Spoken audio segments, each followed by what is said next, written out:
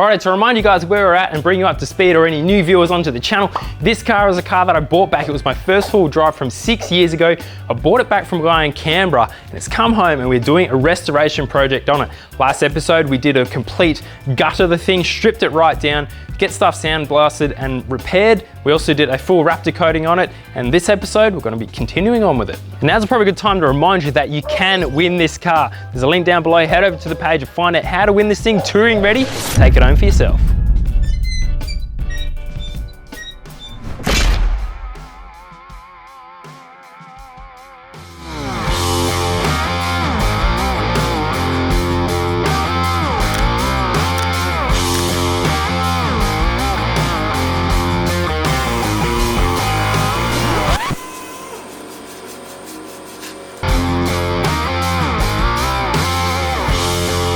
Alrighty, we're getting closer now to spraying the chassis. It is a shitload more work to prep a chassis than a body, let me tell you that. As you can probably imagine, when the cab's on the car, it's so much harder. If I took the cab off, which is probably much more work anyway, it would have been a lot easier to have a rolling chassis to really get in there and sand it all. But we've done the best we can to sand it, starting to tape up all the guards and that to protect obviously the paint we did yesterday. Then the plan is to pretty much use obviously the same sort of method to a degree. We're gonna use the acid etch for the bare metal areas. Sorry, it's pissing rain again today. Hopefully you can hear me. That'll cover the bare metal areas where we've actually been able to sand. Now this obviously goes where you can't get the sander, which is pretty much most of it. So we're gonna cover like, probably spray most of the chassis and the grip stuff so it sticks properly. And then what we're doing is a actual Raptor liner, and I got one of the Raptor guns. So the difference with this, you basically pump up the pressure to like 60 PSI and it's so much more simple. You pretty much just throw your hardener in the bottle, give it a good shake up, throw it on and start bombing it on. So it's easier with the paint side of things, just a lot more prep to get it on. So man, it is pissing rain. When you're watching this, it was when the mad floods were happening in Queensland. Damn, Mother Nature.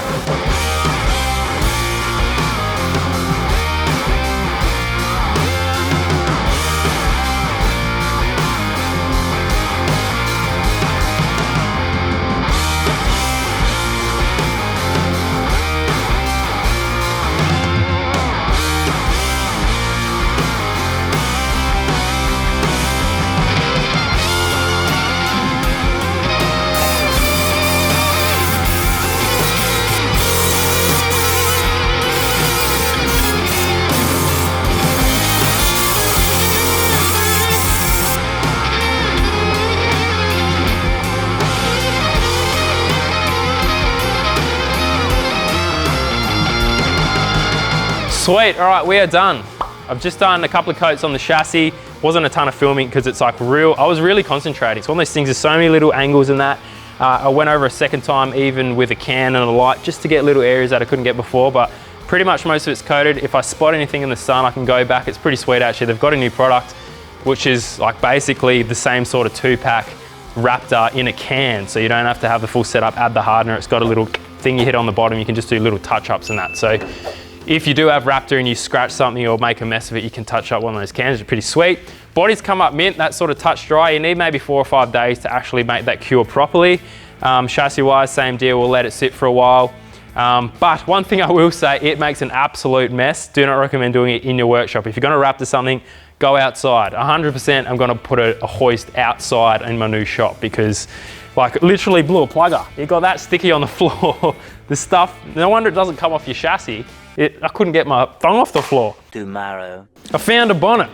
Today, shiny new parts.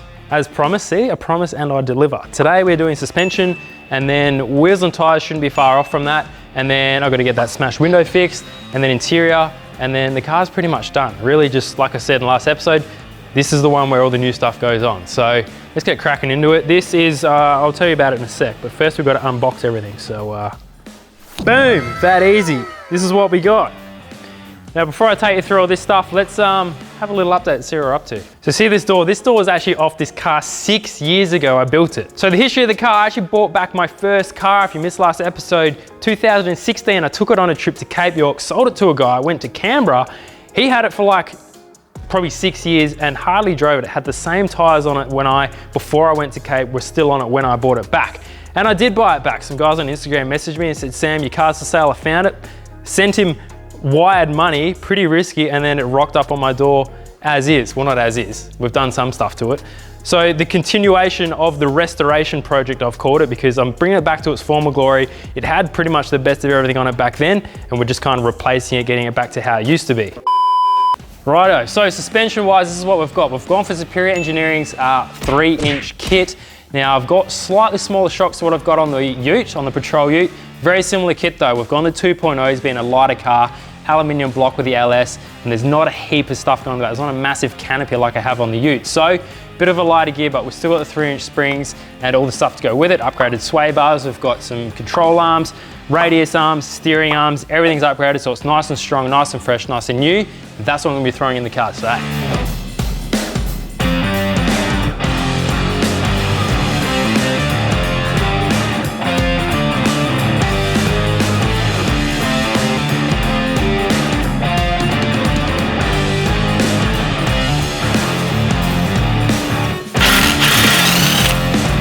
Right, so this thing already had a 4-inch lift kit in it, so I'm basically gonna just match up the panhards with the old one. These are pretty hammered, pretty buggered, and covered in Raptor. So, once it's measured up, we can throw it in, it should be right. Oh, Mitch has helped me today. Hello, Mitch. Hello. I'm leaving soon. You're wearing the same clothes you were last episode. It's like here after work. Straight from that scene to this scene. Yeah, Mitch has given me a hand today. If you haven't seen him on TikTok, he kind of works, help around the shop, because we got to get this thing in super quick. I do want to get it done before the Brizzy show, and we move out in a couple of weeks of this workshop. So it's all hands on deck to get this thing in. Trust me, it'll go on. It feels super rank. Don't worry about it. Look, it's got an H on it. If you can see that, there's a H. The rest of them have Y. If you're a nut expert, if it's got H written, trust me, just send it on with a rattle gun, it'll go. That's the exact one I use. Look, there's one already in the car. We're having arguments about nuts and there's one already in the car. I'm telling them. Look, see?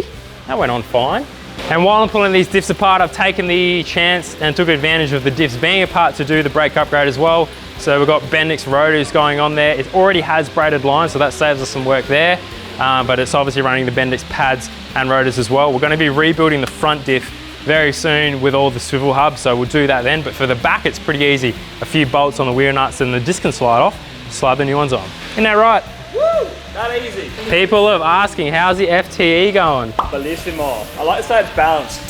Like as far as, you know, power to weight, you know. There's no, 1,000 horsepower like everything else is. You've been seeing all the boys do these powered FTs. Like, hey Sam, what do we need? No, not doing it. Not doing it. What turbo do you want? Red wheel. G turbo? Red wheel. Red wheel. For a Spono. What mounting bracket's this for? Oh, I don't know. And this one. Extra turbo. And then this one. Oh yeah, This one. And obviously this was a fan there.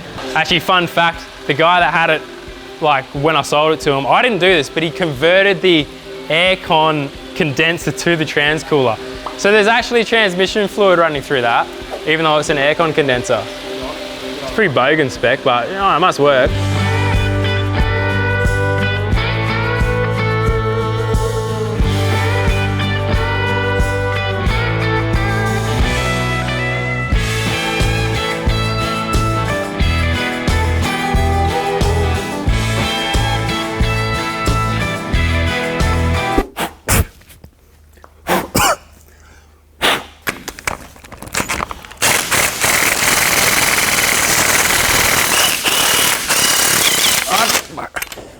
I don't know who decided to put spacers on this thing, but it wasn't me. I don't think so. And the socket keeps getting jammed in there.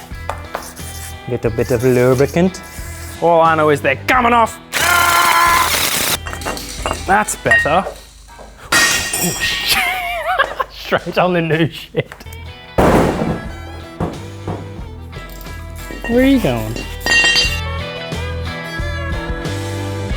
Did you hear, guys, that I'm going to be giving away this car? That's right, you can win the GU wagon.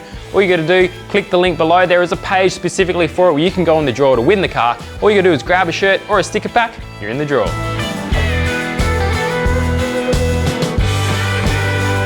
Right, the kit's come together very, very quickly now. We've got the brakes in, all the rear suspension done. Just got to get onto the front. Now, Superior Engineering always have really good instruction manuals. When you do order a kit from them, you get an email with how everything should go in.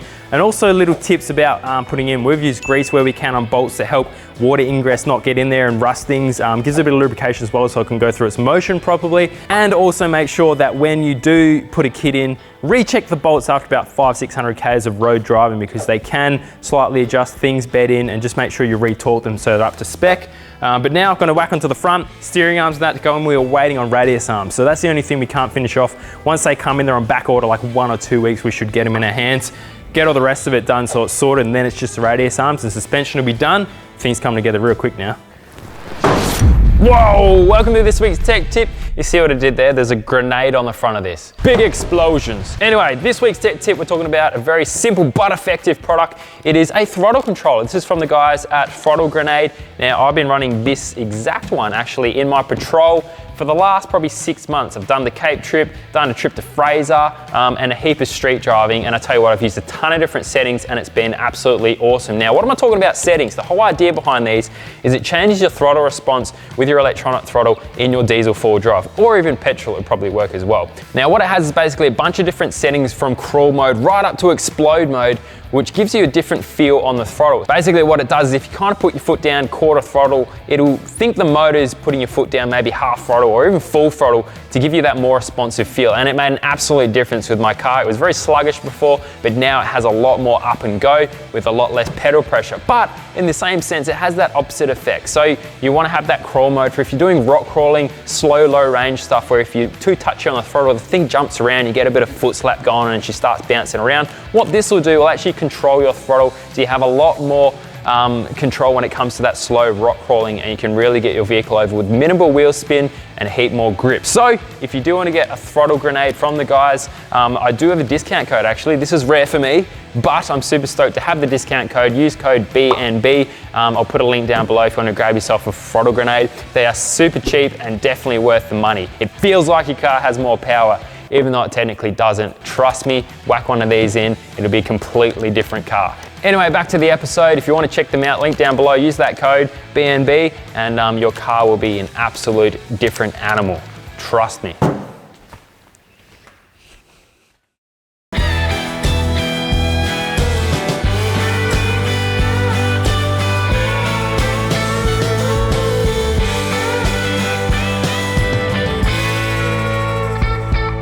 Alrighty, so this was a little bit of a fuck up on my part, but we've managed to get some radius arms, and I'll tell you what happened. So for some reason, I thought the ones that were in this car were already some form of aftermarket, like Superior, Hyperflex, whatever, but they're factory and they have like a pin style joint on them. And I remember I put in drop boxes because I wanted the 4-inch lift, but didn't get the radius arms, so I had the drop boxes put in. Saw they were pin style, all the new ones, which you can get a pin style like Superflex arm, but they go on the standard spot on the rail. Because I got drop boxes, I technically should have used the bolt style, and went down to the boys today and they had a ton of them in stock, so we're going to change the drop boxes and put the arms in. So crisis averted. It could have been a couple of weeks wait there for the new ones. So Mitch just started with that at the moment. Well, I actually found something this morning that I've been looking for a while. Check this out. Hello, look at this. Look at this. I've been searching my house for like 3 or 4 weeks for me bloody shaver. Now I can get rid of this bloody Santa beard. Look at it. It's getting a bit hectic. So we'll do that first, and then we can do some suspension things. Oh, here's all the old stuff, by the way, if someone wants to buy it. Getting a bit of a collection of patrol suspension parts at the moment. There we go, like new. Now I can have everyone in the comments tell me that I put my suspension kit in wrong and shaved my face wrong. Remember to take that home with me. There we go, now look $1 million. So the plan today, I was meant to be putting my wheels on, but there's been a bit of a delay with that, with the KMCs. Now, for some reason, Patrols have a different center hub size, so the rims need to be kind of drilled out to ensure they stay hub centric. So that's still happening. So they're a couple of weeks away. So we're just gonna put the steelies back on for now to get it off the hoist and continue on putting all the interior in, because I really want to get a lot of this junk off the floor in the shop. So I want to get the car back together, get that bonnet on, which I did the other day. I don't think I filmed that, but I managed to find another bonnet because this one was covered in hail damage. That thing's covered in dents, so we got a new one. Threw some of the white Raptor on, which came up mint. So once that's all back together, we'll start looking like a car again.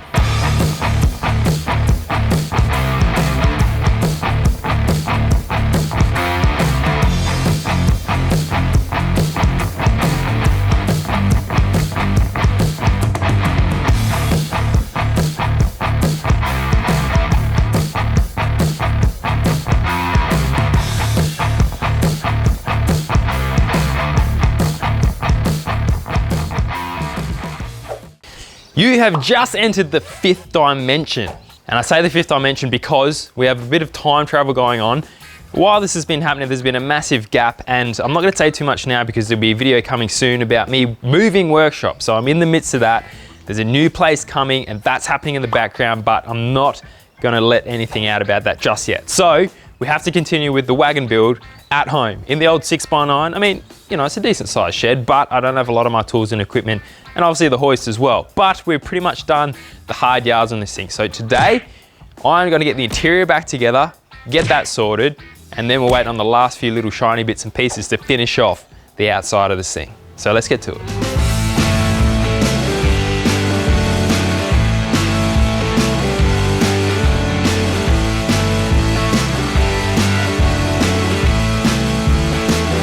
Oh, you know what? I bloody knew this was gonna happen. The last door, I've lost the 2 little bars that connect the latch to the door disengager thingamabob. Door lock, door latch? Anyway, so I'm gonna move on to the head unit. Now there's a massive mess of wires here. I really try to simplify it. Like the old unit had a ton of stuff going on, and quite frankly, it is rubbish. So I've upgraded to a new one. This is a new Polaris. Here it is, hang on. Polaris unit. Now this is the exact same one that I just put in the Patrol with the Ute. The built not bought truck, and I was super stoked with it because the screen can kind of move around, tilt around, and it has Apple CarPlay, maps, and all that good stuff to wirelessly connect to your phone, whereas the old one, it didn't. It was still using aux cords and all that crap for music, and the Bluetooth didn't even work. So it's a double DIN unit, same sort of connection, so it should be pretty simple to put in. We'll whack that in, that'll finish off the dash and really start cleaning up this interior. Ooh, baby. Well, check it out. The screen is in. We've got CarPlay, we've got Spotify, we've got maps. Welcome to the 21st century, Patrol. So a few other things have also been finished on this.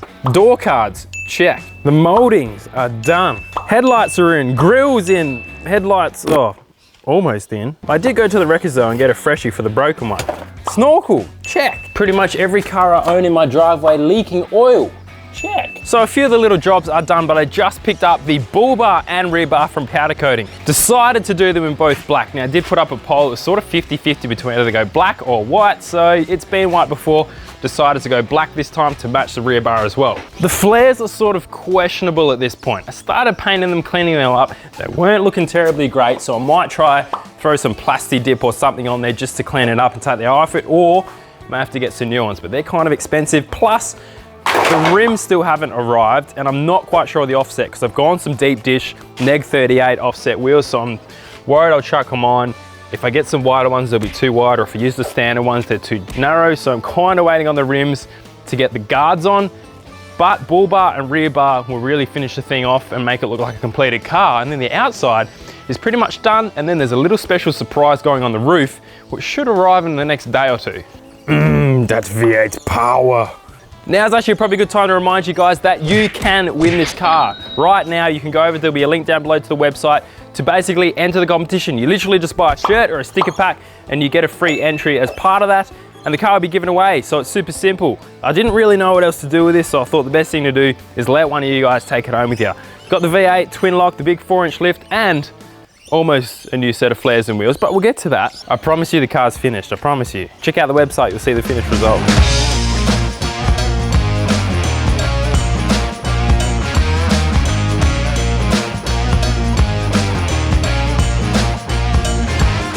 I hate it. We hate it.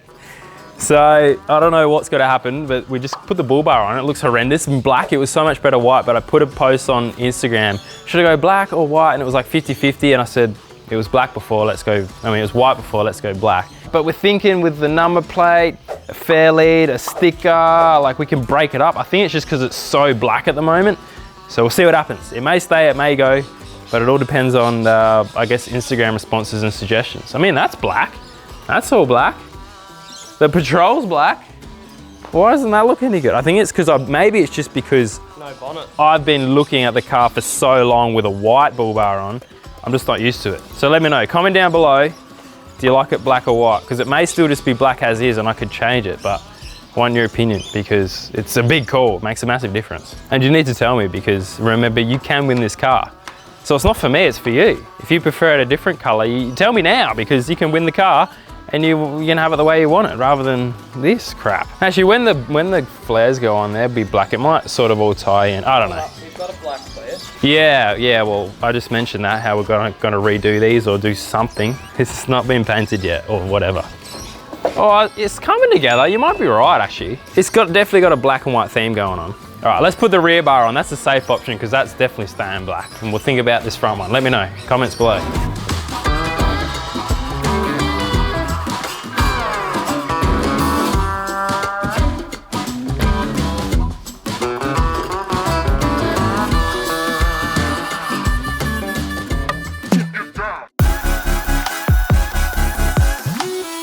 They say the definition of subscribe is to arrange to receive something, typically a publication, regularly by paying in advance. Please arrange to receive something, typically a publication, regularly by paying in advance by clicking the button below.